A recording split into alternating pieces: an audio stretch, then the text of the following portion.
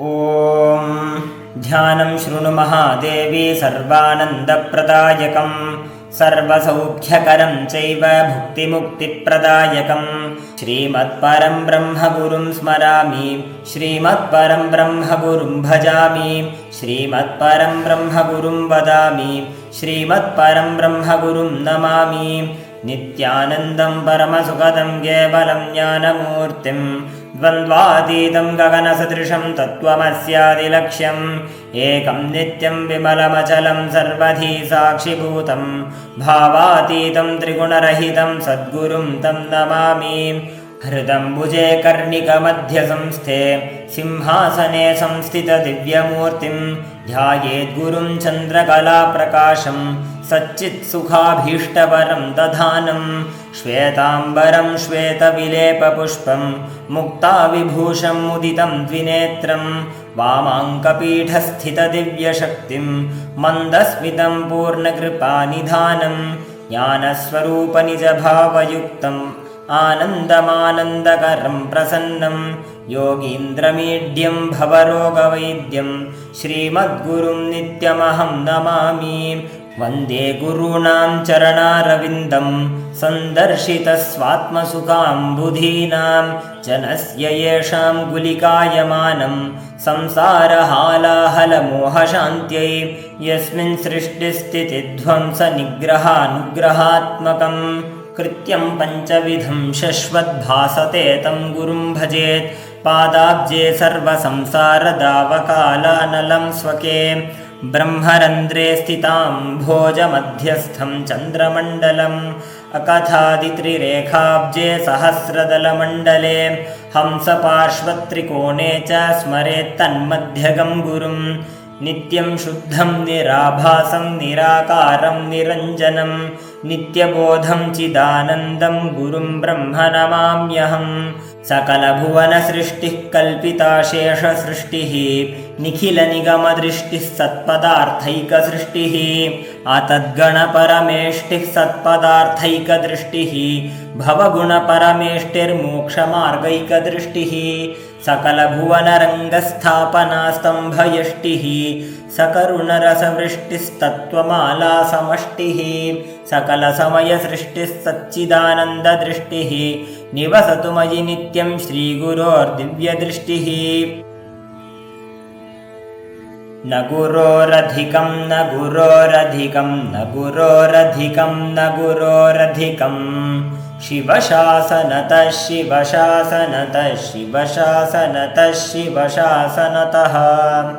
इदमेव शिवम् इदमेव शिवम् इदमेव शिवम् इदमेव शिवं मम शासनतो मम शासनतो मम शासनतो मम शासनतः विदितं विदितं विदितं विदितं विजनं विजनं विजनं विजनं विधिशासनतो विधिशासनतो विधिशासनतो विधिशासनतः एवं विधं गुरुं ध्यात्वा ज्ञानमुत्पद्यते स्वयं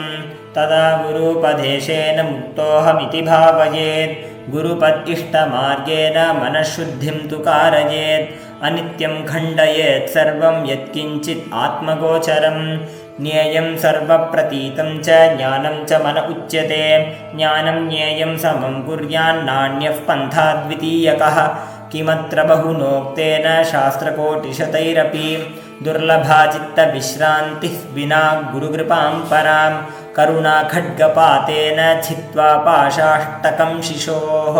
सम्यगानन्दजनकः सद्गुरुः सोऽभिधीयते एवं श्रुत्वा महादेवी गुरुनिन्दां करोति यः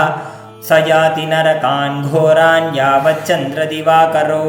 यावत्कल्पान्तको देहस्तावद्देवी गुरुं स्मरेत् गुरुलोपो न कर्तव्यः स्वच्छन्दो यदि वा भवेत् हुङ्कारेण न वक्तव्यं प्राज्ञशिष्यै कदाचन गुरोरग्र न वक्तव्यम् असत्यं तु कदाचन गुरुं त्वङ्कृत्य हुङ्कृत्य गुरुसान्निध्यभाषणः अरण्ये निर्जले देशे सम्भवेत् ब्रह्मराक्षसः अद्वैतं भावये नित्यं सर्वावस्थासु सर्वदा कदाचिदपि नो कुर्यात् अद्वैतं गुरुसन्निधौ दृश्यविस्मृतिपर्यन्तं कुर्यात् गुरुपदार्चनं तादृश्यस्यैव कैवल्यं न च तद्व्यतिरेकिनः अपि सम्पूर्णतत्त्वज्ञो गुरुत्यागी भवेद्यदा भवत्येव हि तस्यान्तकाले विक्षेपमुत्कटं गुरुकार्यं न लङ्घेत नापृष्ट्वा कार्यमाचरेत् न ह्युत्तिष्ठेद्दिशे नत्वा गुरुसद्भावशोभितः गुरुकार्यं न लङ्घेत नापृष्ट्वा कार्यमाचरेत् न ह्युत्तिष्ठेद्दिशे नत्वा गुरुसद्भावशोभितः गुरौ सति स्वयं देवी परेषां तु कदाचन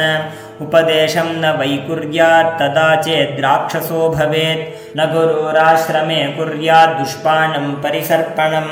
दीक्षाव्याख्या प्रभुत्वादिगुरोराज्ञां न कारयेत् नोपाश्रमं च पर्यङ्कं न च पादप्रसारणं नाङ्गभोगादिकं कुर्यान्न लीलामपरामपि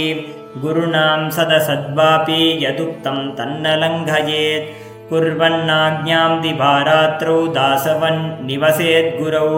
अदत्तं न गुरोर्द्रव्यम् उपभुञ्जीत कर्हिचित्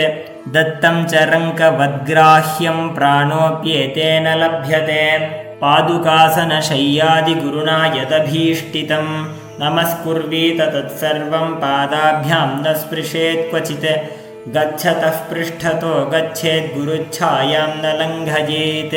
नोल्बणं धारयेद्वेषं नालङ्कारांस्ततोल्बणान् गुरुनिन्दाकरं दृष्ट्वा धावयेदथवासयेत् स्थानं वा तत्परित्याज्यं जिह्वाच्छेदाक्षमो यदि नोच्छिष्टं कस्यचिद्देयं गुरोराज्ञां न च त्यजेत् कृत्स्नमुच्छिष्टमादाय हविर्वद्भक्ष्ययेत् स्वयं नानृत्यं नाप्रियं चैव न गर्वनापि वा बहु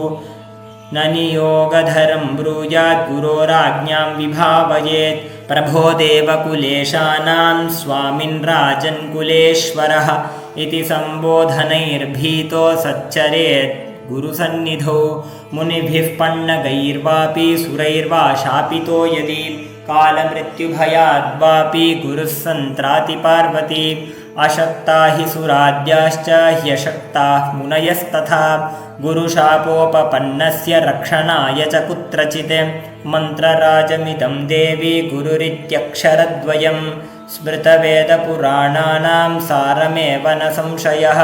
सत्कारमानपूजार्थं दण्डकाशयधारणः स सन्न्यासी न वक्तव्यः सन्न्यासी ज्ञानतत्परः विजानन्ति महावाक्यं गुरोश्चरणसेवया तवै सन्न्यासिनः प्रोक्ता इतरे वेषधारिणाः नित्यं ब्रह्म निराकारं निर्गुणं सत्यचिद्घनं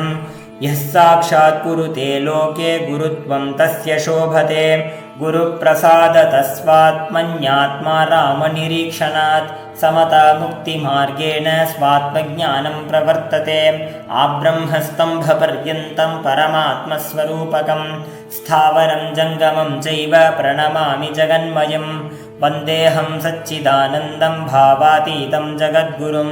नित्यं पूर्णं निराकारं निर्गुणं स्वात्मसंस्थितं परात्परतरं ध्यायेत् नित्यमानन्दकारकं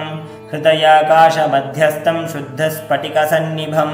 स्फाटिके स्फाटिकं रूपं दर्पणे दर्पणो यथा तथात्मनि चिदाकारम् आनन्दं सोऽहमित्युत अङ्गुष्ठमात्रं पुरुषं ध्यायेच्च चिन्मयं हृदि तत्र स्फुरति यो भावः शृणु तत्कथयामि ते अजोऽहममरोऽहं च ह्यनादिनिधनो ह्यहम् अविकारश्चिदानन्दो ह्यनियान् महतो महान् अपूर्वमपरं नित्यं स्वयं ज्योतिनिरामयं विरजं परमाकाशं ध्रुवमानन्दमव्ययम् अगोचरं तथा गम्यं नामरूपविवर्जितं निःशब्दं तु विजानीयात् स्वभावात् ब्रह्मपार्वती यथा गन्धस्वभावात् त्वं कर्पूरकुसुमादिषु शीतोष्णत्वस्वभावत्वं तथा ब्रह्माणि शाश्वतं यथा निजस्वभावेन कुण्डलकटकादयः सुवर्णत्वेन तिष्ठन्ति तथाहं ब्रह्म शाश्वतं स्वयं तथा विधो भूत्वा स्थातव्यं यत्र कुत्रचित् कीटो भृङ्ग इव ध्यानाय यथा भवति तादृशः गुरुध्यानं तथा कृत्वा स्वयं ब्रह्ममयो भवेत् पिण्डे पदे तथा रूपे मुक्तास्ते नात्र संशयः श्रीपार्वत्युवाच पिण्डं किं तु महादेव पदं किं समुदाहृतं रूपातीतं च रूपं किम् एतदाख्याहि शङ्कर।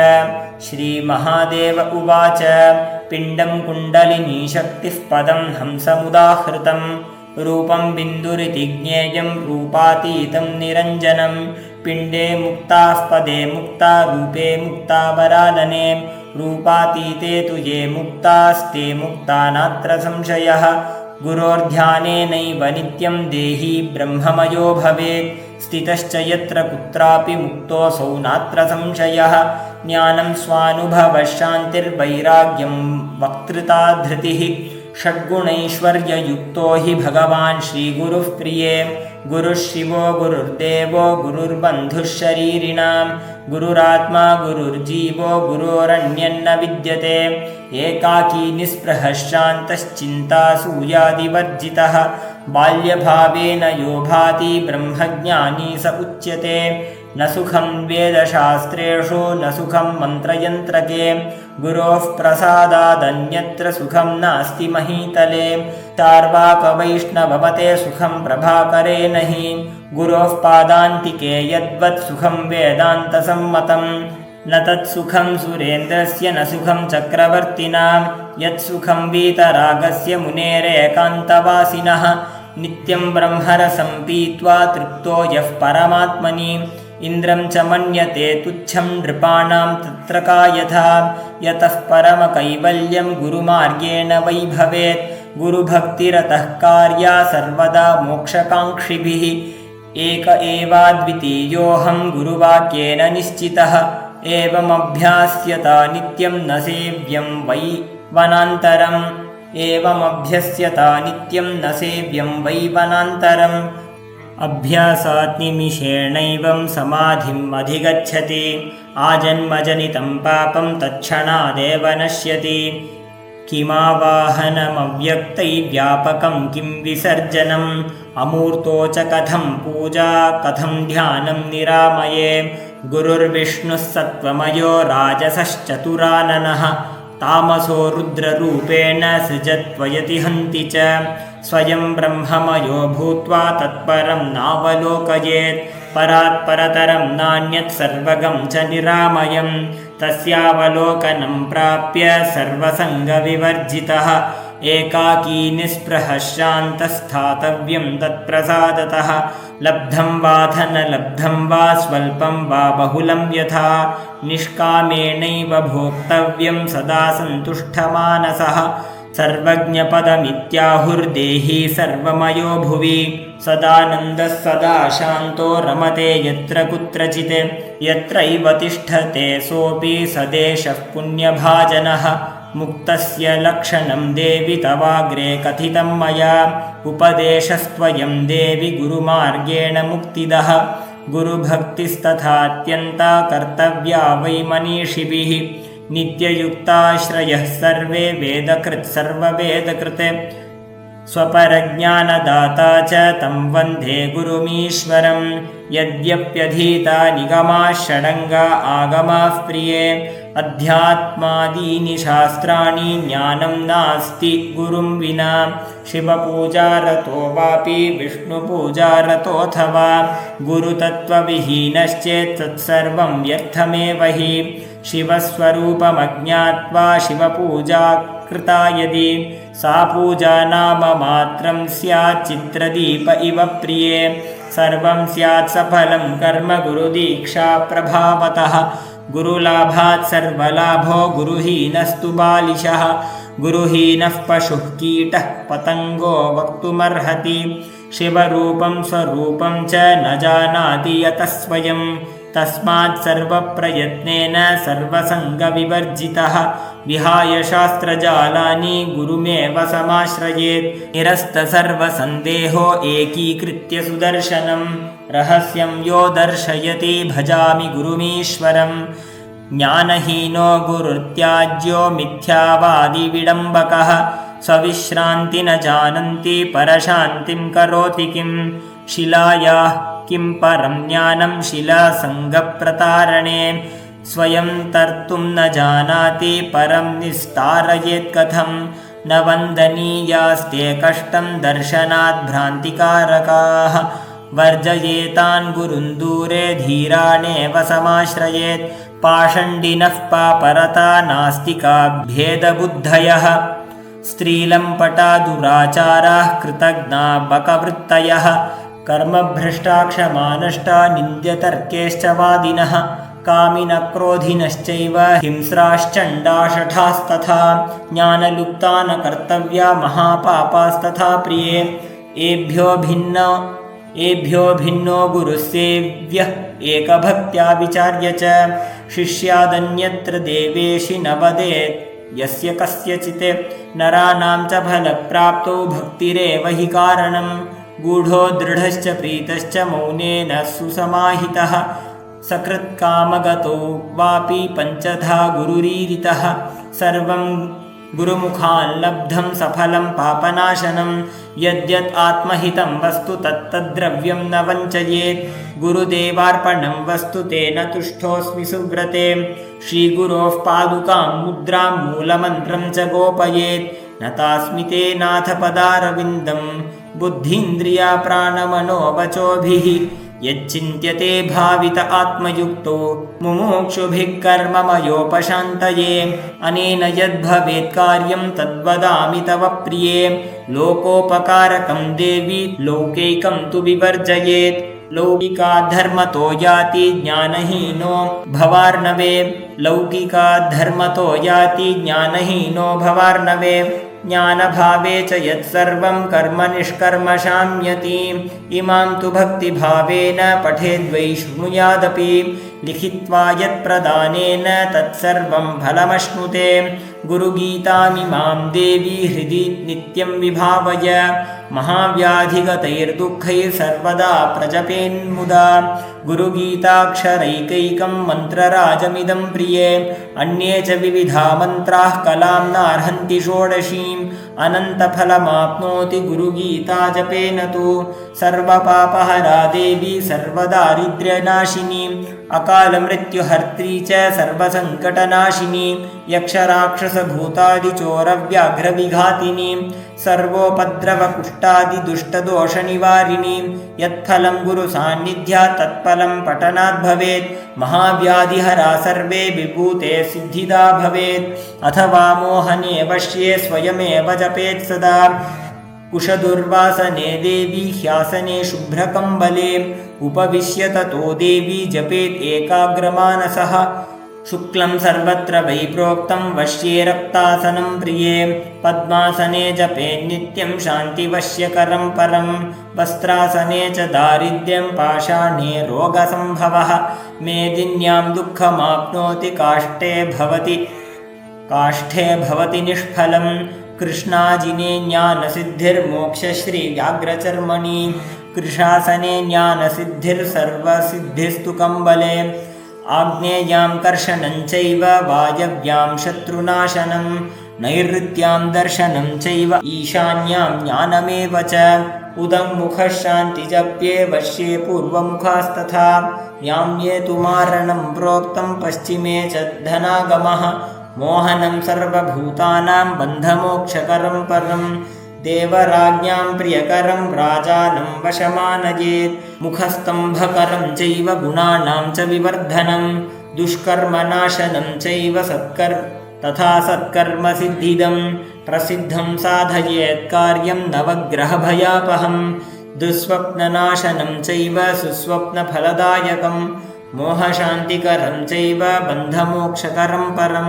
स्वरूपज्ञाननिलयं गीताशास्त्रमिदं शिवे यं यं चिन्तयते कामं तं तं प्राप्नोति निश्चयं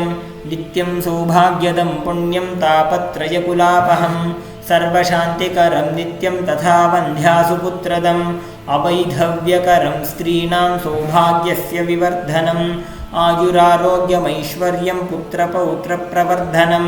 निष्कामजापि विधवा पठेन्मोक्षमवाप्नुयात् अवैधव्यं स कामातु लभते चान्यजन्मनि सर्वदुःखमयं विघ्नं नाशयेत्तापहारकं सर्वपापप्रशमनं धर्मकामार्थमोक्षदं यं यं चिन्तयते कामं तं तं प्राप्नोति निश्चितं काम्यानां कामधेनुर्वै कल्पिते कल्पपादपः चिन्तामणिश्चिन्तितस्य सर्वमङ्गलकारकं लिखित्वा पूजयेद्यस्तु मोक्षश्रियमवाप्नुयात् गुरुभक्तिर्विशेषेण जायते हृदि सर्वदा जपन्ति शाक्ता सौराश्च गाणपत्याश्च वैष्णवाः शैवाः पाशुपताः सर्वे सत्यं सत्यं न संशयः।